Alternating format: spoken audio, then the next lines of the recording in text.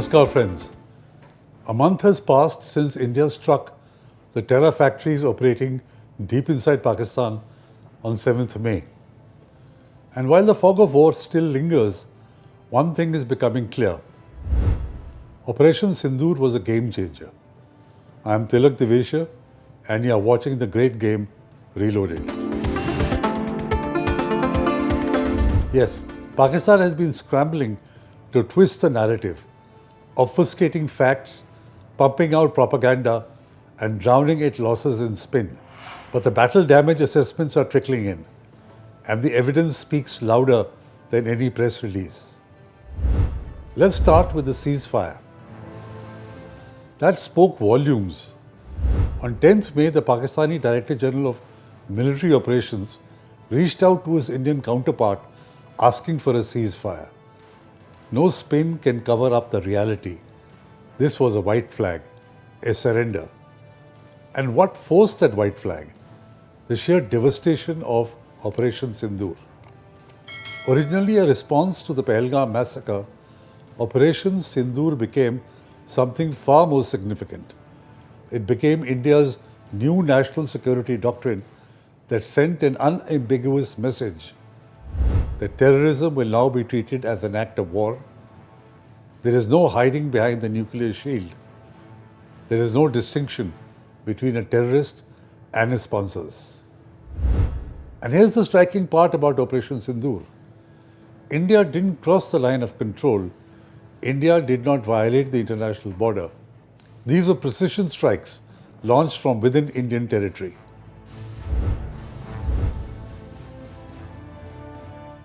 Pakistan tried hard to manufacture a victory.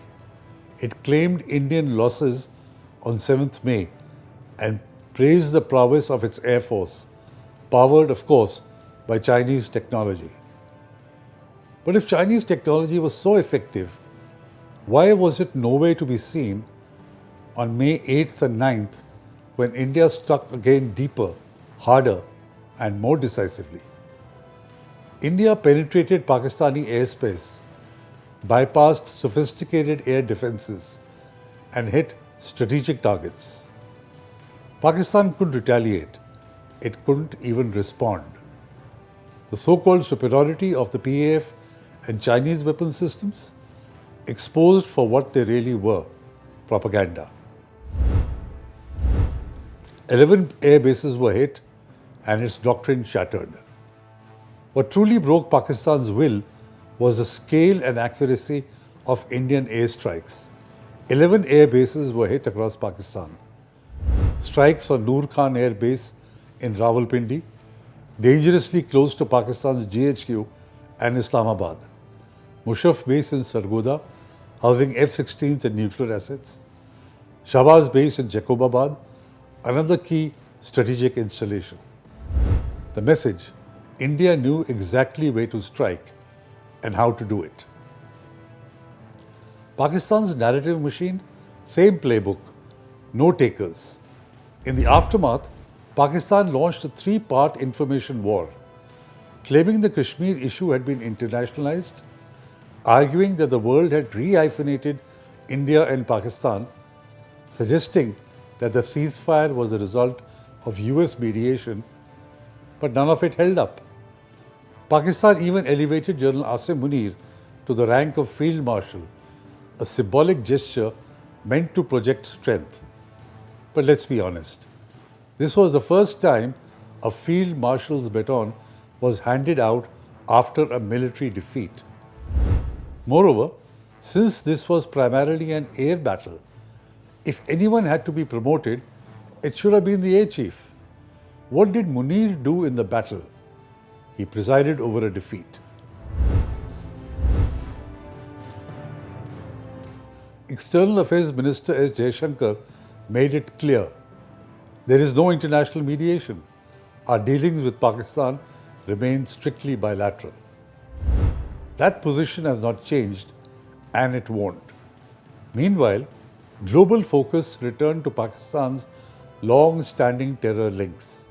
Photos and footage emerged of Pakistani generals and senior police officers attending the funerals of elite terrorists, some standing directly behind Hafiz Abdul Rauf, a US designated global terrorist. As for Pakistan's claim that Pahalgam was a false flag operation, just as they claimed that Pulwama in 2019, no one bought it then, no one buys it now. And their call for a neutral investigation met with silence again. For decades, Pakistan played the nuclear card. Its policy was premised on the assumption that its acts of cross-border terrorism would be followed by Indian restraint. Why? Because of their narrative that any retaliation risked nuclear escalation. India called the bluff. That shield is gone. Operationsindoor broke it. India showed that it has the will to strike back and strike back with precision, without crossing borders and without triggering escalation.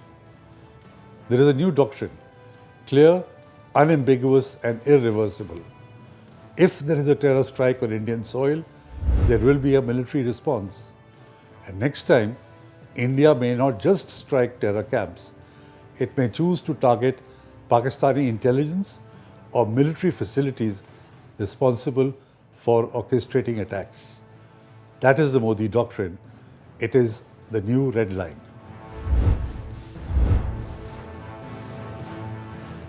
Now that the dust has begun to settle, even skeptics admit Operation Sindoor was tactically brilliant.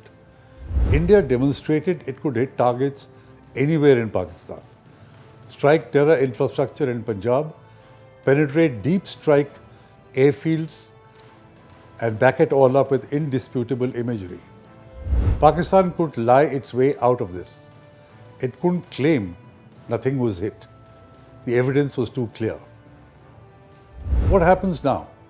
Will Pakistan stick to the ceasefire understanding? That's the big question.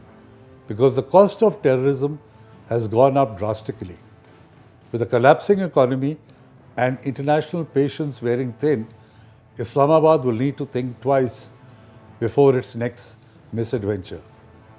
But India has to remain vigilant because the psychological bruising of defeat runs deep in Pakistan. 9 terror headquarters and 11 air bases were destroyed. Air defense systems were neutralized.